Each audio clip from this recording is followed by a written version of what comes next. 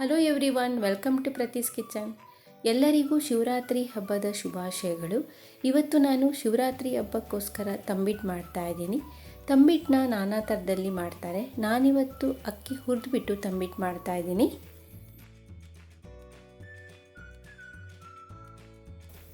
ಬೇಕಾಗಿರುವ ಸಾಮಗ್ರಿಗಳು: stove on ಮಾಡಿ ಬಾಣಲೆ ಇಟ್ಟಿದ್ದೀನಿ.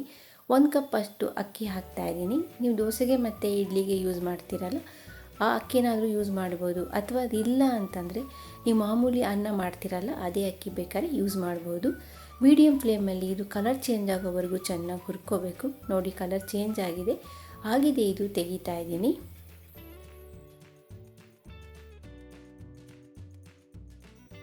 ಅರ್ಧ ಕಪ್ಪಷ್ಟು ಹೆಸರುಬೇಳೆ ಹಾಕ್ತಾ ಇದ್ದೀನಿ. ಇದನ್ನು ಅಷ್ಟೇ ಮೀಡಿಯಮ್ ಫ್ಲೇಮಲ್ಲಿ ಇದು ಕಲರ್ ಚೇಂಜ್ ಆಗೋವರೆಗೂ ಚೆನ್ನಾಗಿ ಹುರಿಬೇಕು.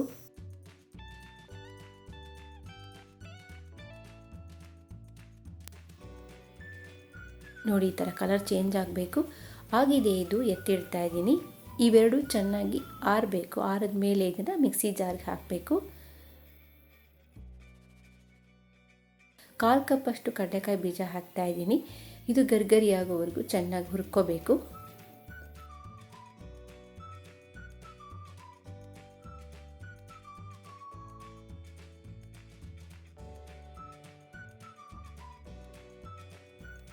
ಕಡಲೆಕಾಯಿ ಬೀಜನ ಚೆನ್ನಾಗಿ ಗರ್ಗರಿ ಆಗೋವರೆಗೂ ಹುರಿದಿದ್ದೀನಿ. ಇದನ್ನು ಎತ್ತಿಡ್ತಾ ಇದ್ದೀನಿ.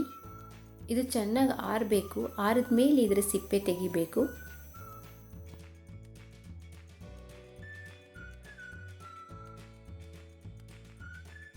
ಎರಡು ಸ್ಪೂನ್ ಅಷ್ಟು ಬಿಳಿ ಎಳ್ಳು ಹಾಕ್ತಾ ಇದ್ದೀನಿ. ಇದನ್ನು ಚೆನ್ನಾಗಿ ಹುರ್ಕೋಬೇಕು.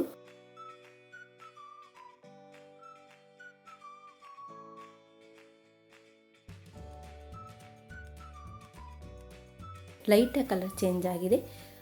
ಇದು ತೆಗಿತಾ ಇದ್ದೀನಿ. ಹೆಸರುಬೇಳೆ ಮತ್ತು ಅಕ್ಕಿ ಚೆನ್ನಾಗಿ ಆರಿದೆ. ಇದನ್ನು ಮಿಕ್ಸಿ ಜಾರ್ಗೆ ಹಾಕ್ತಾ ಇದ್ದೀನಿ.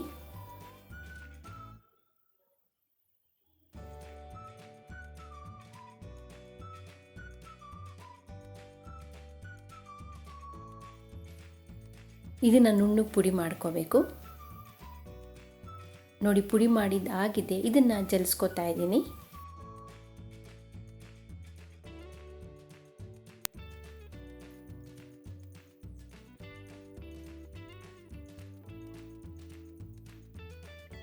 ನಾನು ತಂಬಿಟ್ಟನ್ನ ಹುರ್ಗಟ್ಲೆ ಹಿಟ್ಟಿಂದನೂ ಮಾಡಿದ್ದೀನಿ. ಹಾಗೆ ಅಕ್ಕಿನ ನೆನೆಸ್ಬಿಟ್ಟು ಪುಡಿ ಮಾಡಿಬಿಟ್ಟು ಅದರಲ್ಲೂ ತಂಬಿಟ್ಟು ಮಾಡಿದ್ದೀನಿ.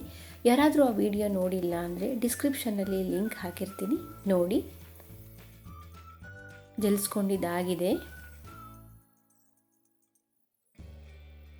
ಮಿಕ್ಸಿ ಜಾರ್ಗೆ 1/4 ಕಪ್ಪಷ್ಟು ಹುರ್ಗಡ್ಲೆ ಹಾಕ್ತಾ ಇದ್ದೀನಿ. ಇದನ್ನು ನುಣ್ಣಗೆ ಪುಡಿ ಮಾಡ್ಕೋಬೇಕು. ಪುಡಿ ಮಾಡಿರೋ ಹುರ್ಗಡ್ಲೆ ಹಾಕ್ತಾ ಇದ್ದೀನಿ. ನಿಮ್ಮ ಹತ್ರ ಏಲಕ್ಕಿ ಪುಡಿ ಇಲ್ಲ ಅಂತಂದರೆ ನೀವು ಹುರ್ಗಡ್ಲೆ ಪುಡಿ ಮಾಡ್ಕೋಬೇಕಾದ್ರೆ ಏಲಕ್ಕಿ ಹಾಕಿ ಪುಡಿ ಮಾಡ್ಕೋಬೋದು. ನನ್ನ ಹತ್ರ ಏಲಕ್ಕಿ ಪುಡಿ ಇರೋದ್ರಿಂದ ನಾನು ಏಲಕ್ಕಿನ ಪುಡಿ ಮಾಡ್ಕೋತಾ ಇಲ್ಲ. ಎಲ್ಲ ಚೆನ್ನಾಗಿ ಮಿಕ್ಸ್ ಮಾಡ್ತಾ ಇದ್ದೀನಿ. ಅರ್ಧ ಕಪ್ಪಷ್ಟು ಕೊಬ್ಬರಿ ತುರಿ ಹಾಕ್ತಾ ಇದ್ದೀನಿ. ಹುರಿದಿರೋ ಎಳ್ಳು ಹಾಕ್ತಾ ಇದ್ದೀನಿ. ಕಡಲೆಕಾಯಿ ಬೀಜ ಹುರಿದಿರೋದನ್ನ ಸಿಪ್ಪೆ ತೆಗೆದಿದ್ದೀನಿ. ಬೀಜ ಹಾಕ್ತಾ ಇದ್ದೀನಿ. ಏಲಕ್ಕಿ ಪುಡಿ ಹಾಕ್ತಾ ಇದ್ದೀನಿ. ಸ್ವಲ್ಪ ಹುರ್ಗಡ್ಲೆ ಹಾಕಿ ಚೆನ್ನಾಗಿ ಮಿಕ್ಸ್ ಮಾಡ್ತಾ ಇದ್ದೀನಿ.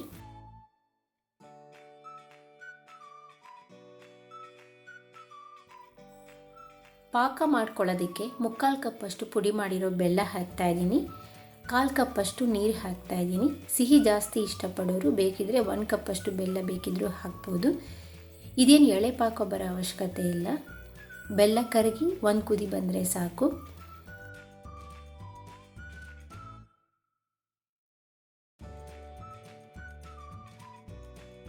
ನೋಡಿ, ಬೆಲ್ಲ ಚೆನ್ನಾಗಿ ಕರಗಿದೆ. 1 ಕುದಿನೂ ಬಂದಿದೆ. ಸ್ವಲ್ಪ ಪಾಕನ ನೀವು ಈ ಥರ ಕೈನಲ್ಲಿ ಮುಟ್ಟು ನೋಡಿದ್ರೆ ಅಂಟ್ಕೋಬೇಕು ಕೈಗೆ. ಅಂಟು ಪಾಕ ಬಂದರೆ ಸಾಕು. ಇದಕ್ಕೆ ಪಾಕನ ಸೋಸ್ಕೊಂಡು ಹಾಕ್ಕೋತಾ ಇದ್ದೀನಿ. ಕಸ ಏನಾದರೂ ಇದ್ದರೆ ಹೋಗುತ್ತೆ. ನಾನು ಸ್ವಲ್ಪನೇ ಹಾಕ್ಕೊಂಡು ಕಲಿಸ್ಕೊತಾ ಇದ್ದೀನಿ. ಒಂದೇ ಸರಿ ಅಷ್ಟು ಹಾಕ್ಬಿಟ್ರೆ ಒಂದು ವೇಳೆ ನೀರಾಯಿತು ಅಂದರೆ ಉಂಡೆ ಬರಲ್ಲ ತಂಬಿಟ್ಟು. ನೋಡಿಕೊಂಡು ಸ್ವಲ್ಪನೇ ಹಾಕ್ಕೊಂಡು ಕಲಿಸ್ಕೋಬೇಕು. ಒಂದು ವೇಳೆ ಪಾಕ ಮಿಕ್ಕಿದ್ರೂ ವೇಸ್ಟ್ ಆಗಲ್ಲ. ನೀವು ಟೀಗೆ ಮತ್ತು ಕಾಫಿಗೆ ಯೂಸ್ ಮಾಡಬಹುದು.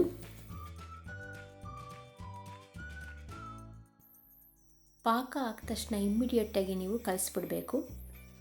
ಇದಕ್ಕೆ ಹುರ್ಗಡ್ಲೆ ಪುಡಿ ಹಾಕಿರೋದ್ರಿಂದ ಇದು ಬೇಗ ಹೀರ್ಕೊಂಬಿಡತ್ತೆ, ಪಾಕನ ಗಟ್ಟಿಯಾಗಿಬಿಡತ್ತೆ. ಆಮೇಲೆ ನಿಮಗೆ ಉಂಡೆ ಕಟ್ಟೋದಕ್ಕೆ ಬರಲ್ಲ. ನೋಡಿ, ಈ ಥರ ಕೈಗೆ ಅಂಟ್ಕೊಳ್ದಲ್ಲೇ ಈ ಥರ ಉಂಡೆ ಬರಬೇಕು.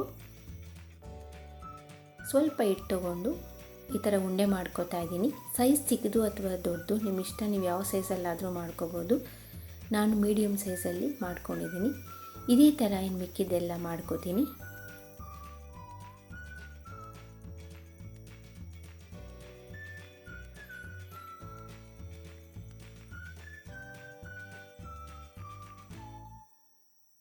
ಶಿವರಾತ್ರಿ ಹಬ್ಬಕ್ಕೆ ಹುರಿದ ಅಕ್ಕಿಯಿಂದ ತಂಬಿಟ್ಟು ಮಾಡೋದು ಹೇಗೆ ಅಂತ ತೋರಿಸಿದ್ದೀನಿ. ಈ ವಿಡಿಯೋ ನಿಮಗೆ ಇಷ್ಟ ಆಗಿದ್ದಲ್ಲಿ ಪ್ಲೀಸ್ ಲೈಕ್ ಆ್ಯಂಡ್ ಶೇರ್ ಮಾಡಿ. ಹಾಗೆ ನನ್ನ ಚಾನಲ್ನ ಇನ್ನೂ ಸಬ್ಸ್ಕ್ರೈಬ್ ಮಾಡಿಲ್ಲ ಅಂದರೆ ಪ್ಲೀಸ್ ಸಬ್ಸ್ಕ್ರೈಬ್ ಮಾಡಿ. Thanks for watching.